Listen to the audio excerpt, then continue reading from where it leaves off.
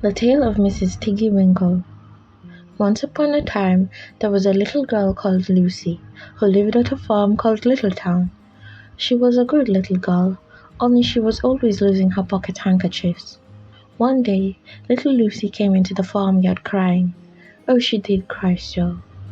I've lost my pocket handkin, 3 handkins and a penny. Have you seen them, Tabby Kitten?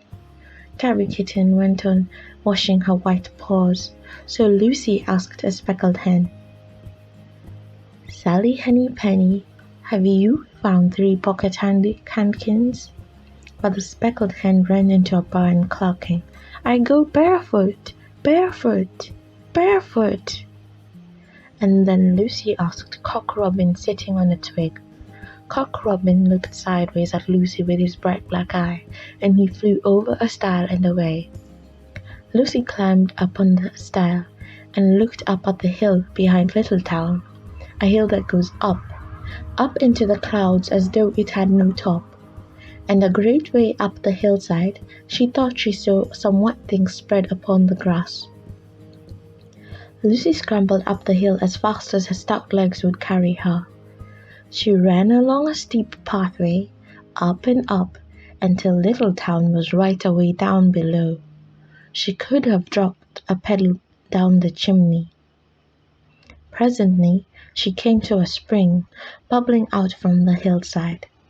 Someone had stood a tin can upon a stone to catch the water, but the water was already running over, for the can was no bigger than an egg cup. And where the sand upon the water was wet, there were footmarks of a very small person. Lucy ran on and on. The path ended under a big rock.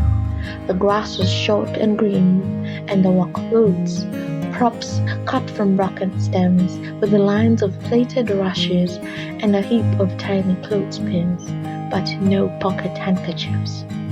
But there was something else, a door, straight into the hill, and inside it someone was singing.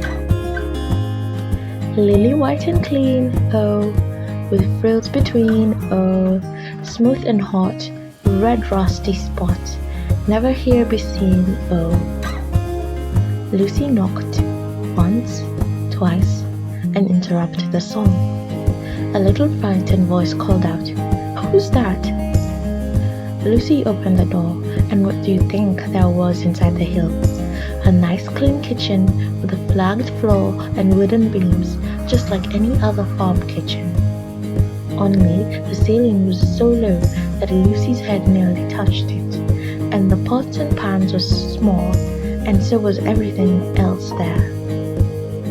There was a nice hot singy smell, and at the table, with an iron in her hand, stood a very stout, short person, staring anxiously at Lucy. Her print gown was tucked up, and she was wearing a large apron over her striped petticoat.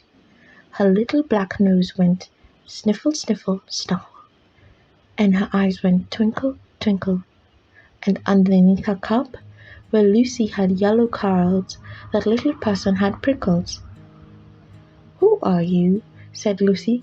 Have you seen my pocket handkins?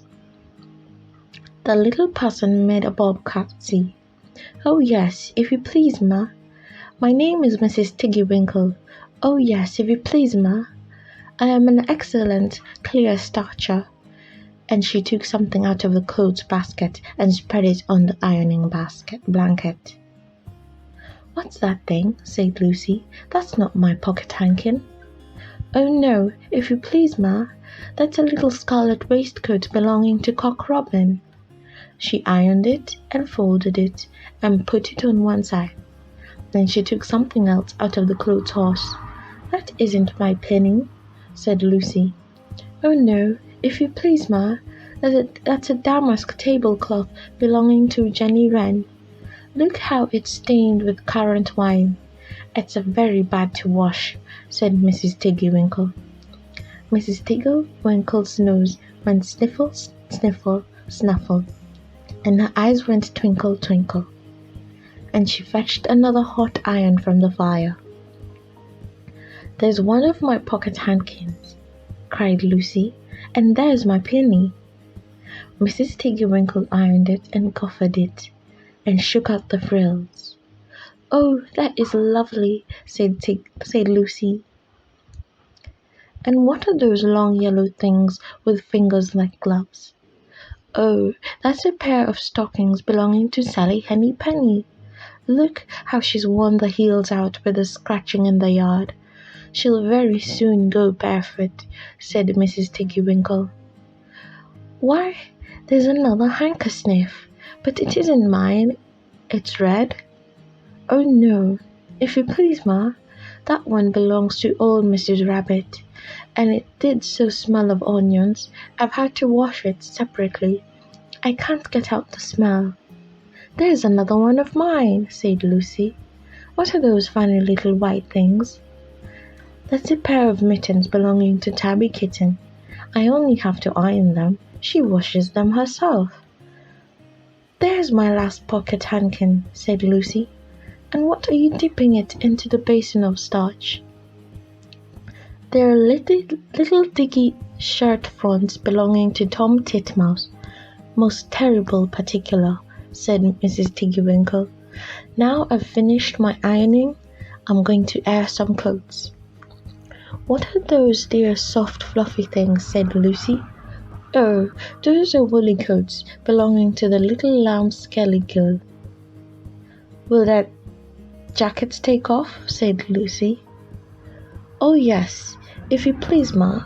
Look at the sheep mark on the shoulder, and here's one marked for Gatesgarth, and 3 that come from a little town. They're always marked at washing," said Mrs. Tiggy Winkle. And she hung up all sorts and sizes of clothes, small brown coats of mice, and one velvety black moleskin waistcoat, and a red tailcoat with no tail belonging to Squirrel Nutkin, and a very much shrunk blue jacket belonging to Peter Rabbit, and a petticoat, not marked, that had got lost in the washing, and at last the basket was empty. Then Mrs. Tiggy Winkle made tea, a cup for herself and a cup for Lucy. They sat before the fire on a bench and looked sideways at one another. Mrs. Tiggy Winkle's hand, holding the teacup, was very, very brown, and very, very wrinkly with the soapsuds, and all through her gown and her cap there were hairpins sticking wrong end out, so that Lucy didn't like to sit too near her. When she had finished her tea, they tied up the clothes in bundles, and Lucy's pocket handkerchiefs were folded up inside her clean penny and fastened with a silver safety pin. And then they made the fire with chaff, and came out and locked the door, and hid the key under the door sill. Then away down the hill trotted Lucy and Mrs. Tiggy Winkle with bundles of clothes. All the way down the path little animals came out of the barn to meet them.